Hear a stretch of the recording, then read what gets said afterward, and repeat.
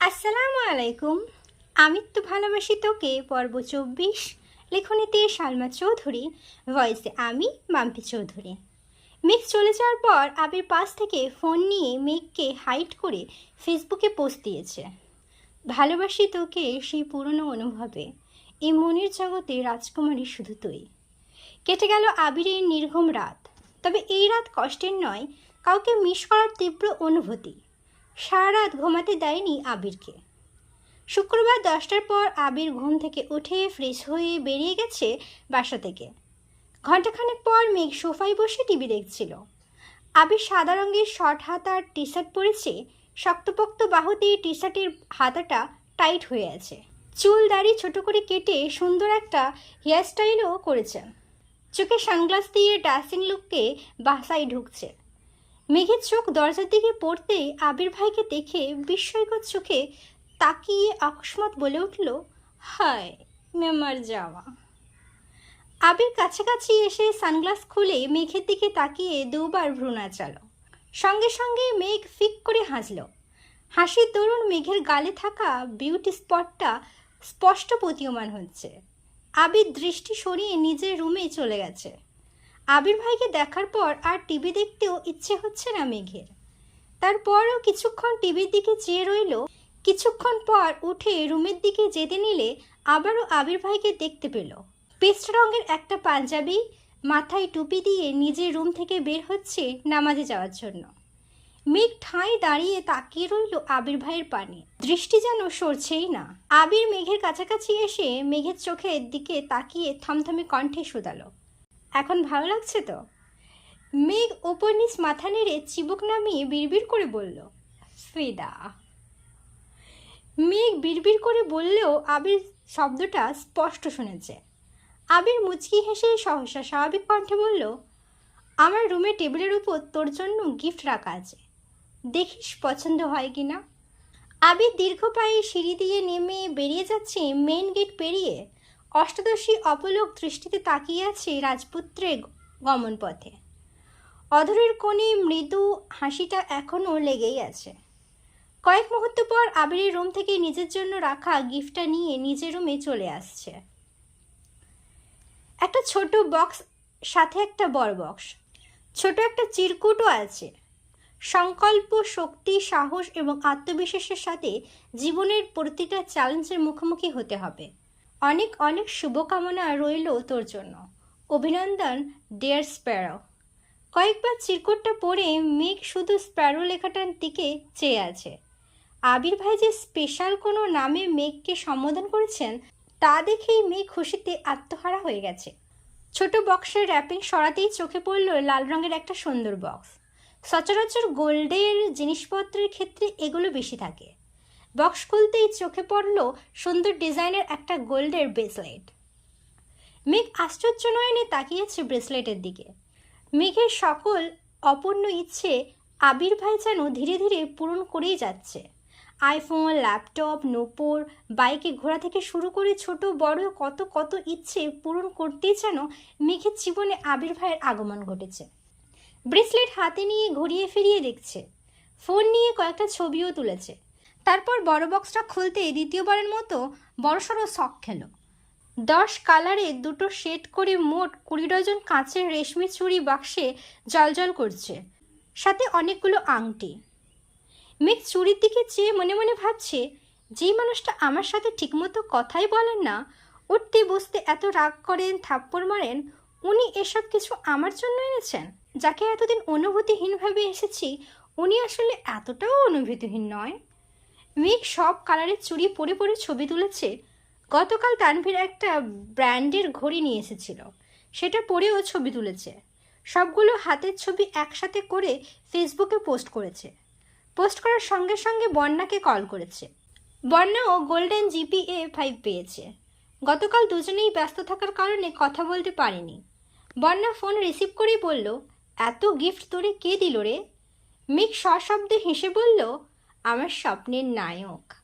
বন্যা কপাল কুঁচকে বলল, আবার ফালতু ব্যাটারি নিয়ে স্বপ্ন দেখছিস? মেঘ ঠোঁট কামড়ে বলল, আমি কি করব? আমার এত ভাল লাগে কেন ওনারে? বন্যা স্বাভাবিক কণ্ঠে বলল, সেসব বাদ দে, চল বিকেলে দেখা করি। পাখি আর মায়াও বলেছে বের হবে। অনেক দিন দেখা হয় না ওদের সাথে। রেজাল্টের খুশিতে একটু আড্ডাও দেওয়া যাবে। আসবি? মেঘ একটু ভেবে বলল, ঠিক আছে। আবির নামাজ থেকে এসে সকাল আর দুপুরের খাবার একেবারে খেয়ে বেরিয়ে পড়েছে। আবির বের হওয়ার কিছুক্ষণ পরে মেঘ নিচে নেমেছে। হালিমা খানকে জড়িয়ে ধরে আহ্লাদি স্বরে বলছে, আম্মু একটু ঘুরতে যাই। হালিমা খান মেয়ের দিকে না তাকিয়ে বললেন, আমাকে বলছিস কেন? আমি অনুমতি দেওয়ার কে? তোর ভাইরা আছে, বাপ চাচা আছে, তাদের কাছে অনুমতি নিয়ে যা। মেঘ হাসছে আর বলছে, তুমি বললেই হবে, আর কেউ তো বাসায় নেই। বন্যা, পাখি আর মায়াও আসবে। যাই না প্লিজ।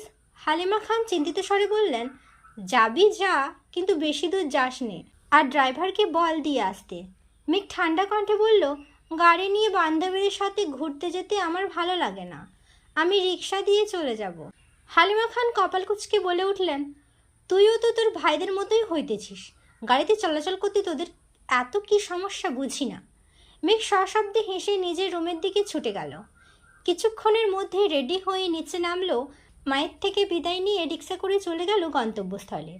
ওরা তিনজন আগেই চলে এসেছে। ইচ্ছে মতো ফুচকা খেয়ে কাছেই একটা ফাঁকা মাঠে চার বান্ধবী বসেছে আড্ডা দিতে। পড়াশোনা, পরিবারের কথা শেষে প্রেমের টপিক উঠল। পাখির বিয়ে ঠিকঠাক, অ্যাডমিশন টেস্টের পরেই খালাতো ভাইয়ের সাথে বিয়ে। এদিকে মায়ারও বয়ফ্রেন্ড আছে, জগন্নাথ বিশ্ববিদ্যালয়ে পড়ে।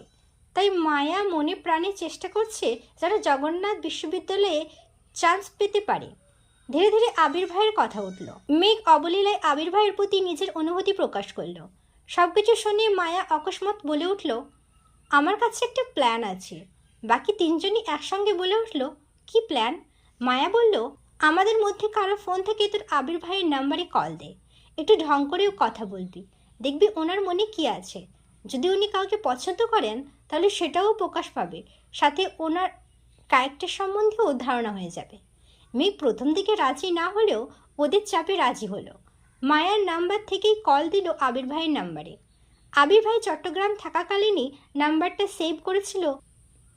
মেঘ কিন্তু কোনোদিন কল দেওয়ার সাহস করেনি। আজ মায়ার ফোনে আবির ভাইয়ের নাম্বারটা লেখার সময়ই মেঘের হাত কাঁপছিল। ডায়াল করলো আবির ভাইয়ের নাম্বারে। ভয়ে মেঘের হাত পা ঠান্ডা হয়ে আসছে। প্রথমবার রিসিভ হলো না। মায়া আর পাখি মেঘকে সাহস দিল। বন্যা নীরব দর্শক, সে চাই মেঘ ভালো থাকুক, সেটা আবির ভাইয়ের সাথেই হোক বা অন্য কারোর সাথে, যে মেঘকে ভালো রাখবে। দ্বিতীয়বার কল দিয়েছে। কয়েকবার রিং হওয়ার পর রিসিভ হলো।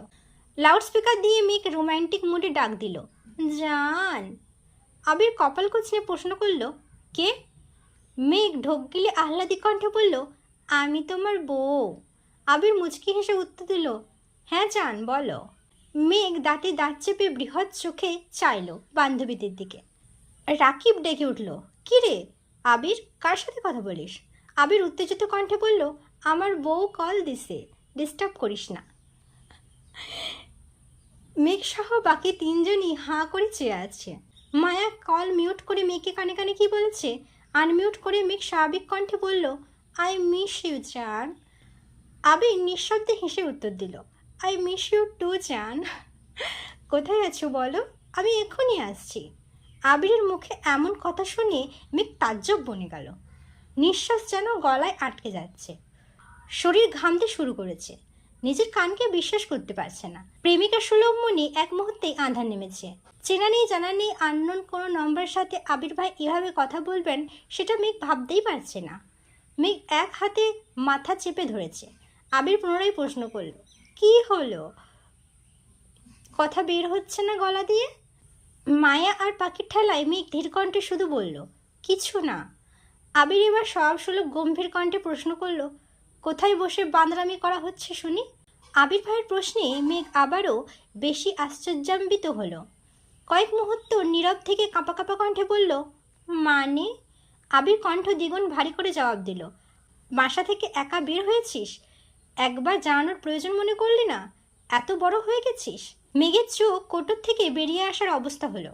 শুধু দীর্ঘশ্বাস ফেলছে। এভাবে আবির ভাইয়ের কাছে ধরা পড়ে যাবে এটা ভাবতেও পারে না। লাউডস্পিকার অফ করে ফোন কানে ধরেছে। মেঘকে নিশ্চুপ থাকতে দেখে আবির নিরেট কণ্ঠে বলল, যেখানে নিঃশ্বাসের শব্দে আমি তোর অস্তিত্ব উপলব্ধি করতে পারি, সেখানে তোর কণ্ঠ আমি চিনব না? ভাবলি কিভাবে? মেঘ পাথরের ন্যায় বসে আছে। আবির ভাই কি বলছে তার কিছুই মাথায় ঢুকছে না। সে যে ধরা পড়ে গেছে এটা ভেবেই লজ্জায় মরে যেতে ইচ্ছে করছে। আবির ভাই কি না কি ভাববে। থাপ্পড় না দিয়ে বসেন আবার। থাপ্পড়ের কথা মনে পড়তেই সঙ্গে সঙ্গে গালে হাত দিল মেঘ। আবির পুনরায় প্রশ্ন করল, কোথায় আছিস? মেঘ তখনও গালে হাত দিয়ে নিঃশব্দ হয়েই বসে আছে। আবির রাগান্বিত স্বরে বলে উঠল, কি হলো বল? মেঘের গলা কাঁপছে। কোনো রকমে জায়গার নামটা শুধু বলল। আবির স্বাভাবিক কণ্ঠে জানালো, আমি কিছুক্ষণের মধ্যে আসছি, বলেই কলটা কেটে দিল।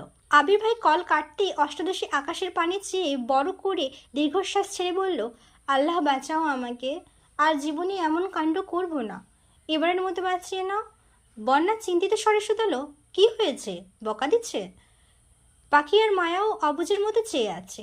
মেঘ এপাশ ওপাশ মাথা নেড়ে জানালো, কিছুক্ষণের মধ্যে আসবে, দোয়া কর যাতে মায়ের না খায়। এই কথা শুনে পাখি, মায়া আর বন্যাও তটস্থ হয়ে গেছে। সবাই চিন্তায় পড়ে গেছে। ফাজলামো করতে গিয়ে এভাবে সিরিয়াস হয়ে যাবে ভাবতে পারিনি। কিছুক্ষণের মধ্যেই একটা বাইক এসে থামলো রাস্তার পাশে। সেই নামাজের সময় পড়া পাঞ্জাবিটা দেখেই মেঘ চিনতে পারল। মেঘ সেদিকে চেয়ে দাঁতে দাঁত চেপে ভয়ে ভয়ে বলল, আবির ভাই। বাকি তিনজনের নজর পড়ল সেদিকে। আবির বাইক থেকে নেমে বাইকের সাথে হেলান দিয়ে দাঁড়িয়ে হেলমেট খুলছে। বন্যা আবির ভাইকে আগে দেখলেও পাখি আর মায়া আগে দেখেনি। মায়া উত্তেজিত কণ্ঠে বলল, উনি কি আবির ভাই? বন্যা জবাব দিল, হ্যাঁ। মায়া পুনরায় বলল, আল্লাহ কি হ্যান্ডসাম, মাশাল্লাহ, এত কিউট, জানলে আমিই কথা বলতাম, পটি আমার করে নিতাম। মেঘ রাগান্বিত স্বরে বলে উঠল, আমার আবির ভাইয়ের দিকে কেউ নজর দিবি না, বলে দিলাম। কথাটা বলেই মায়ের ফোন নিয়ে সেখান থেকে আবির ভাইয়ের নাম্বারটা ডিলিট করে ফোন রেখে নিজের পার্স নিয়ে রাগে ফুঁসতে ফুঁসতে উঠে চলে গেছে। মেঘের এমন কাণ্ডে পাখি আর মায়া দুজনেই হাসছে, কিন্তু বন্যা স্তব্ধ হয়ে চেয়ে আছে মেঘের দিকে। আবির ভাইয়া কিভাবে রিয়াক্ট করবেন সেটা দেখতে ব্যস্ত বন্যা। মেঘ আবিরের কাছাকাছি আসতেই আবির তীক্ষ্ণ দৃষ্টিতে মেঘের দিকে চাইল। ক্রোধিত মুখশ্রী দেখে আবির কপাল কুটালো। মেঘের সরু নাকের ডগা ফুটে উঠেছে, ঘামে চিকচিক করছে মুখ, সাথে লাল হয়ে আছে দুগাল। মেঘ আবিরের কাছাকাছি আসতেই আবির তীক্ষ্ণ দৃষ্টিতে মেঘের দিকে চাইল। ক্রোধিত মুখশ্রী দেখে আবির কপাল গুটালো। মেঘের সরু নাকের ডগা ফুটে উঠেছে, ঘামে চিকচিক করছে মুখ, সাথে লাল হয়ে আছে দুগাল। মেঘ কাছাকাছি আসতেই আবির ঠান্ডা কণ্ঠে শুধালো, রাগ উঠেছে কেন? আরও আড্ডা দিলে যা, আমি ওয়েট করছি, সমস্যা নেই। মেঘ রাগে ফুঁসতে ফুঁসতে উত্তর দিল, আড্ডা দেব না, চলে যাব। আবির চিন্তিত স্বরে বলল, কি হয়েছে? কে কি বলেছে? মেঘ মনে মনে বলছে, আপনার উপর কারোর নজর আমি সহ্য করতে পারবো না। আবির ঠান্ডা কণ্ঠে শুধালো, চলে যাবি? মেঘ ওপর নিচ মাথা নাড়ল। আবির নিজের হেলমেটটা মেঘকে নিজের হাতে পরিয়ে দিচ্ছে। মেঘ ভ্রু কুঁচকে আবির ভাইয়ের দিকে চেয়ে প্রশ্ন করল, এটা তো আপনার হেলমেট, আমায় দিচ্ছেন যে? আবির ভারী কণ্ঠে উত্তর দিল, রাকিবের হেলমেট নিয়ে আসছি, আমি এটা পরব। এই দৃশ্য তিন বান্ধবী অবাক চোখে দেখছে। বন্যা এবার স্বস্তির নিঃশ্বাস নিচ্ছে। আবির ভাইয়া রিয়াক্ট করেনি, সেই অনেক। পাখি হাসি মুখে বলছে, মেঘ ওনাকে পেলে সত্যিই অনেক হ্যাপি থাকবে, দোয়া করি মেঘ যেন ওনাকে পেয়ে যায়। মায়াও সঙ্গে সঙ্গে তাল মেলালো। কয়েক মুহূর্ত পর আবির বাইক স্টার্ট দিয়ে চলে গেল। ওরা তিনজন ও যে যার বাড়ি উদ্দেশ্যে রওনা দিল। আবির মেঘকে একটা ভালো মানের হেলমেটের আউটলেটে নিয়ে গেছে। মেঘকে লেডিস হেলমেট পছন্দ করতে বলে আবির সাইডে বসে আছে।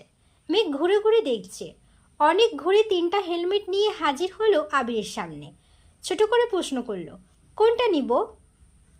আবির তিনটা হেলমেট পাশে রেখে ভারী কণ্ঠে বলল, আমার জন্য পছন্দ করে নিয়ে আয়। মেঘ আহাম্মকের মতো চেয়ে আছে, নড়ছেও না জায়গা থেকে। আবির কপাল কুঁচকে তাকালো, গম্ভীর কণ্ঠে বলল, কি বললাম আমি? মেঘ চুপচাপ চলে গেল। অনেক খুঁজে দুটা নিয়ে আসছে। আবির সবগুলো হেলমেট ভালোভাবে দেখে প্যাকিং করে নিতে বলল। মেঘ বিস্ময় চোখে চেয়ে কোমল কণ্ঠে বলল, এত হেলমেট নিয়ে কী করবেন? হেলমেট তো একটা হলেই হয়। আবির চোখ রাঙিয়ে মেঘের দিকে চাইল। মেঘ সঙ্গে সঙ্গে চিবুক নামালো গলায়। মনে পড়ে গেল হিজাব কেনার ঘটনা। মনে মনে বলছে, কি মানুষ রে বাবা! আমি কনফিউজড হয়ে ওনার কাছে এনেছি, আর উনি পছন্দ না করে সবগুলোই নিয়ে নিলেন। আমি যদি জানতাম উনি 5টা নিয়ে নেবেন, তাহলে আমি 2টা হেলমেটই বেছে নিয়ে আসতাম। হেলমেট কিনে বের হয়ে আবির ভারী কণ্ঠে শুধালো, কাচ্চি খাবি? মেঘ স্বাভাবিক কণ্ঠে উত্তর দিল, হাবিজাবি অনেক কিছু খেয়েছি, এখন আর কিছু খেতে ইচ্ছে করছে না। আবিরও আর কথা বাড়ালো না। মেঘকে বাসার সামনে নামিয়ে নিজের মতো চলে গেছে। মেঘ হেলমেটগুলো আবির ভাইয়ের রুমে রেখে নিজের রুমে এসে রেস্ট নিয়ে পড়তে বসেছে। বেশ কিছুদিন চলে গেছে। মেঘের পড়াশোনার চাপ বেড়েছে। বিভিন্ন বিশ্ববিদ্যালয়ে আবেদন ছাড়ছে। ভর্তি পরীক্ষা ঘনিয়ে আসছে।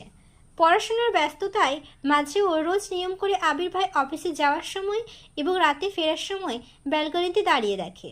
আবিরও অফিসের কাজে ব্যস্ত হয়ে পড়েছে।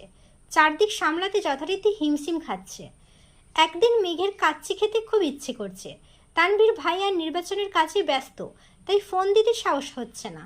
মিমের কাছে গিয়ে বলতে মিম সঙ্গে সঙ্গে বলে উঠল, ভাইয়াকে বলো নিয়ে আসতে।